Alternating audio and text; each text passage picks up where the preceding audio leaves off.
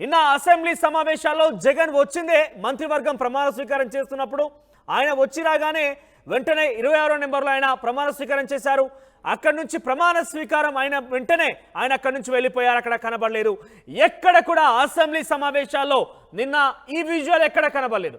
మరి ఎక్కడ జరిగింది విజువల్ అంటే దీనికి సంబంధించి అసలు ఫ్యాక్ట్ చెప్పే ప్రయత్నం చేస్తాను. ఒకసారి ఆ ఒరిజినల్ ఫోటో చూపించే ప్రయత్నం చేయండి.